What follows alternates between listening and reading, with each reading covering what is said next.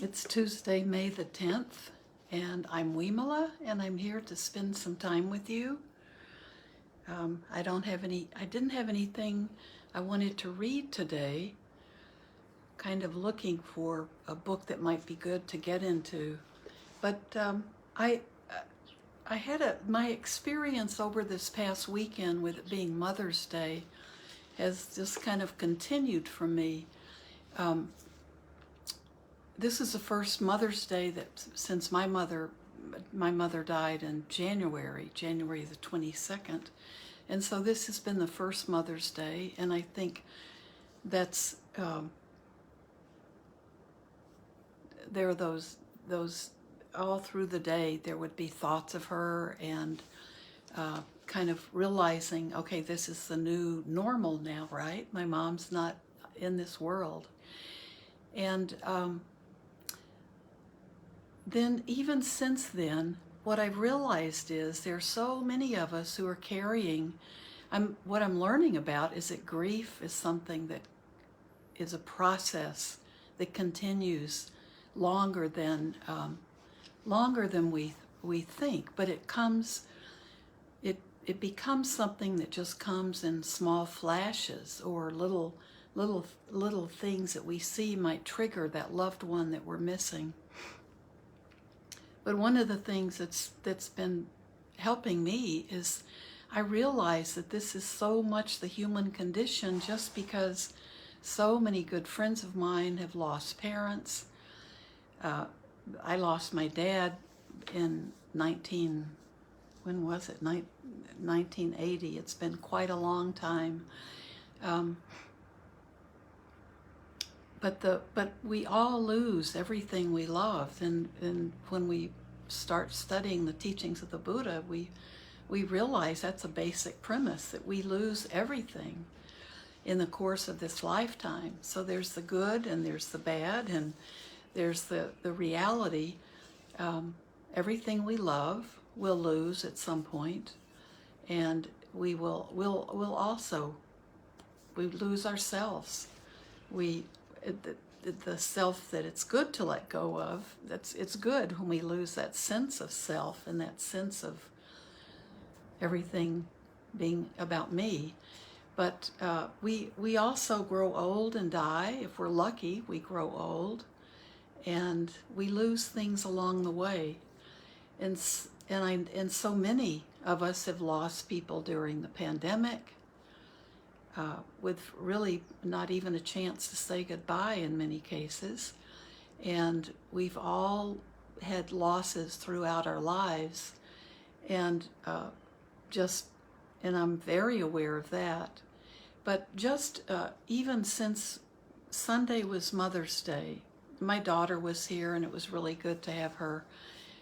And we took a long walk with my good friend Mary Jane, and it was a beautiful day, but lots of poignancy in it.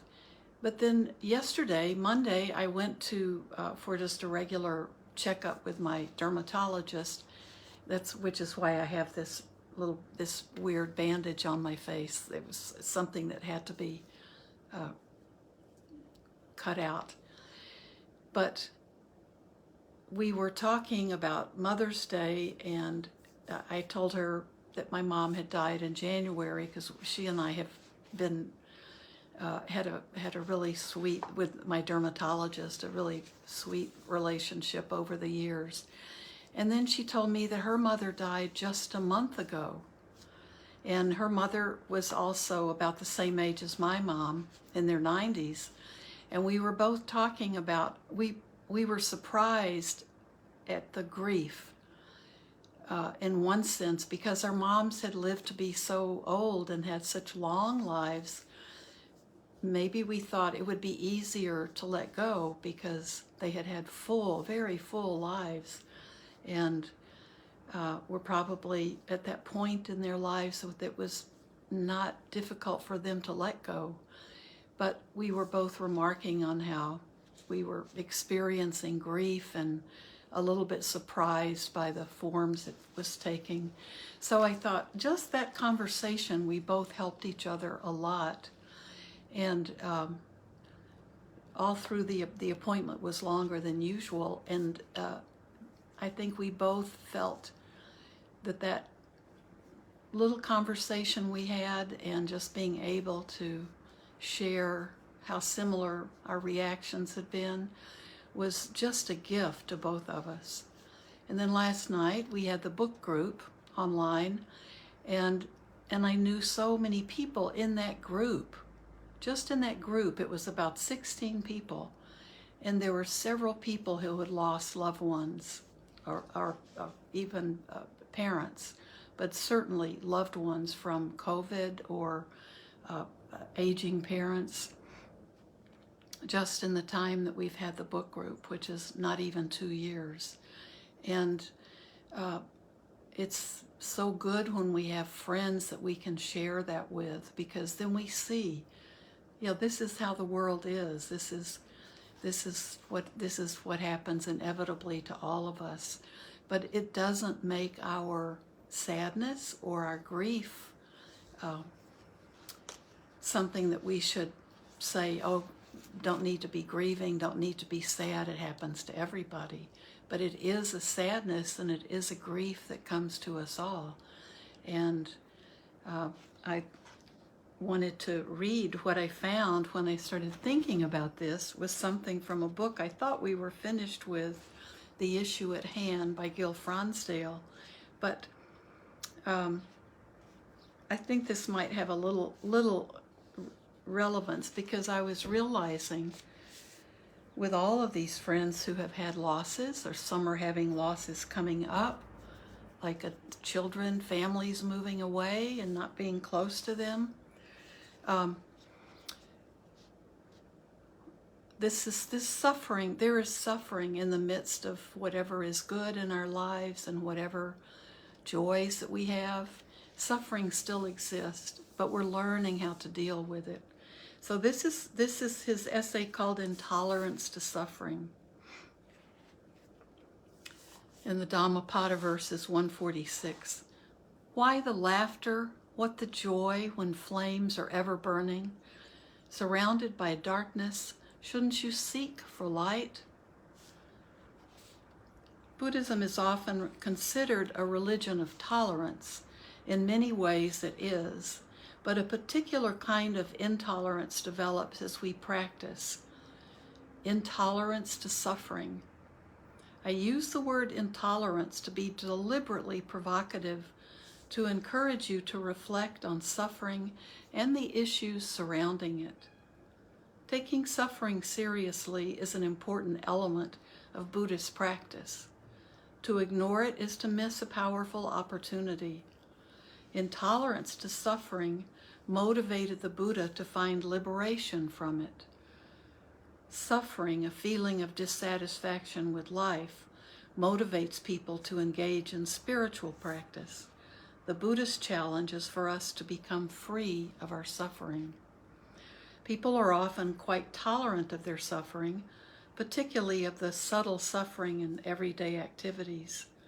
For example, we may not pay attention to the subtle tension in the way we drive, going a little faster than comfortable, judging other drivers, or perhaps being anxious about our destination. Such minor stress tends to build over time, affecting our overall mood. People also tolerate larger suffering. For example, we may be afraid that addressing certain issues in our relationships will cause even more suffering, so we choose not to. Or we may passively tolerate such existential anxiety as the fear of death, never really looking into it deeply, never freeing ourselves of its grip on our life. We have many ways of tolerating suffering and many reasons for doing so. We may fear the consequences of facing our suffering. We may become numb to it or turn away from it. We can intentionally deny the existence of something that is quite uncomfortable. We may also tolerate our suffering because of ambition or desire, or we may be willing to tolerate some suffering to achieve what we perceive as a greater good. Sometimes this tolerance is a necessary component of life. To graduate from college, for example, many of us tolerated unpleasant situations.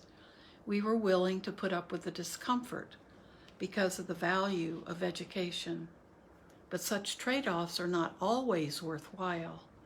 When we consider our deepest values, we may find that what we are pursuing is not really worth it.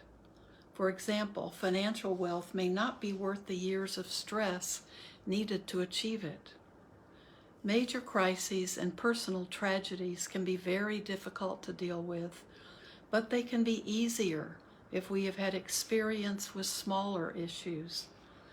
The subtle suffering in our lives, such as in the way we drive or talk to coworkers, may seem unimportant. But if we attend to the small things that we suffer, we create a context of greater ease, peace, and responsibility, which can make it easier to deal with the bigger difficulties when they arise. Being intolerant to suffering in the Buddhist sense does not mean that we reject it or fight against it. It means that we stop and look at it, not morbidly, but rather because we have faith in the possibility of living a joyful and peaceful life, if we can understand our sufferings. In Buddhist practice, we investigate the nature of suffering.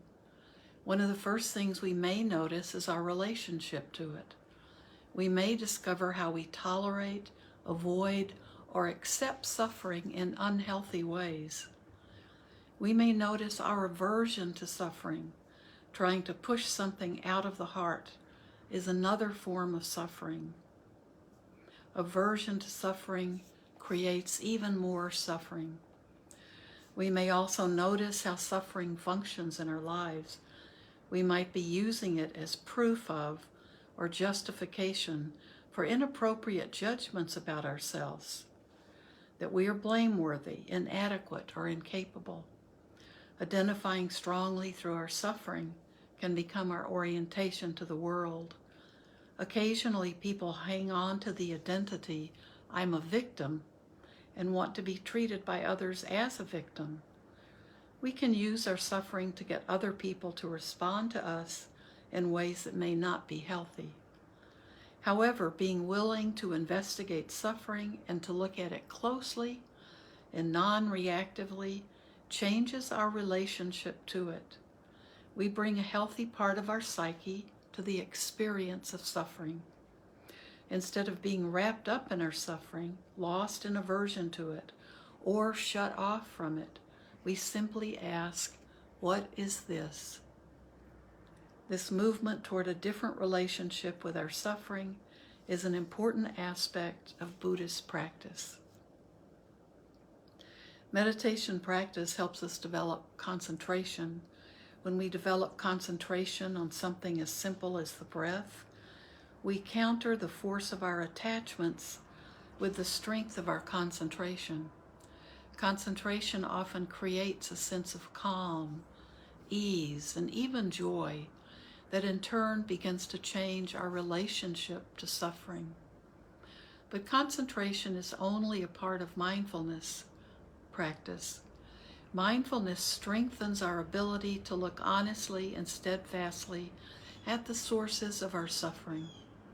It helps us to see that the roots of our suffering are actually in the present moment.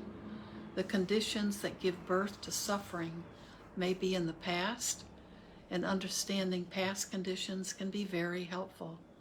But suffering occurs in the present moment and is actually held in place by craving, aversion, or fear that are also occurring in the present.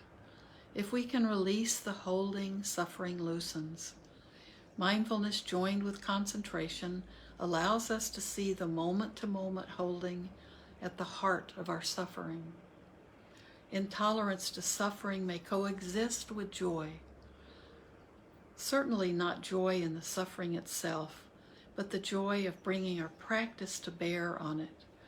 As we become intolerant of our suffering and face it honestly, we begin to see the possibility of living a joyful and peaceful life. And I don't, grieving is a process. I think there is suffering in it, but I think the grieving is a normal, emotional kind of suffering that we all go through periodically. But I think his advice, if we look at the little sufferings in our lives, we can handle the bigger ones. And we can realize that this suffering is just in this moment. So little by little we begin to live with our losses. We may suffer if we have fear of things, fear of death, fear of our own death, or if we had an attachment that was even greater than the relational attachment that we have, if we depended on someone to be everything for us. Losing them takes on a whole different meaning. So that was the first thing that I saw on suffering, and I think the advice is good, just about continuing to work with what is this? What is this? And I think when those moments come up of grief, if we just look at it, what is this? And be okay with that feeling, watch it, pay attention to it, and that will help it pass on. If we're open to saying, what is this? And it's grief, and that's okay. That's part of our human nature. So why don't we sit, and then we have a beautiful day here today. It's just suddenly our winter is gone and looks like summer is here. But that's in the present moment. That's all that we can think of. So let's just sit with that question, what is this? So let your breath be the focus, and as you sit, if there's anything that rises up in you, if you notice feelings of unpleasantness, and these are those affective, that sense of feeling, just that body, feeling in the body, not our emotions, but the feelings of the hedonic quality, the feelings of pleasant, unpleasant, or neutral. Neutral usually means we're not looking at it carefully enough. So just be with those feelings, and if something rises up and you're able to think pleasant, unpleasant, neutral, just ask yourself, what is this? And just go a little further with whatever arises. And if you're in a period of there's some grieving in your life, that may just arise occasionally, but that's a wonderful time to just sit with it and be aware, what is this? And let that feeling be there, but by allowing it, it will pass. It just will pass through us. It'll arise again. It'll come at unexpected times, but that's okay. That's the nature of that. But it's good. It's really good for us to see it and honor it, and then we can let it go. So we're just going to be aware of the breath. And you can move your head if it feels tight. You want to relax it. Roll your shoulders back to be able to feel your body just naturally taking in more air. Relax your hands. Let them rest in your lap.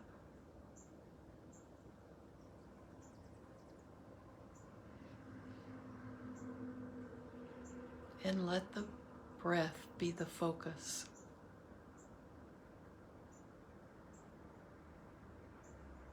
Just the anchor to come back to.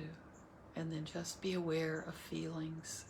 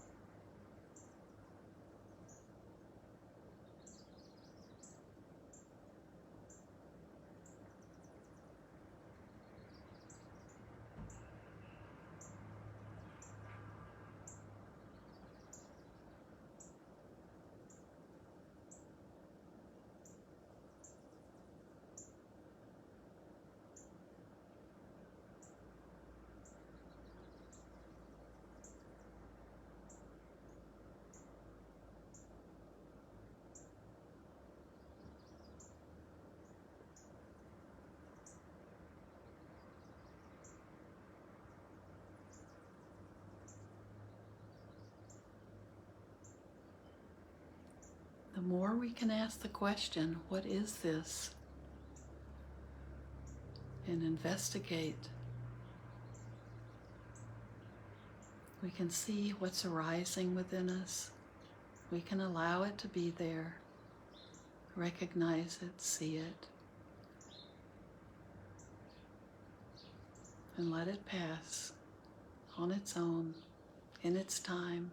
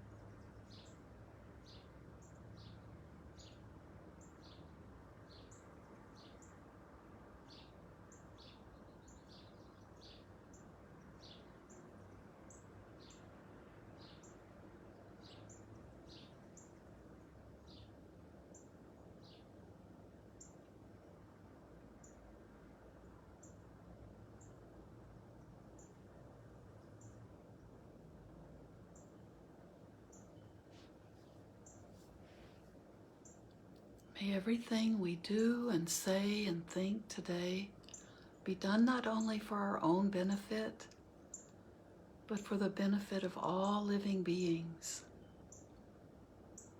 I'm thinking about people in Ukraine, people in other parts of the world where there's suffering, great suffering, and loss and fear. May all beings everywhere be free from fear and worry and anxiety. And may we all live in peace.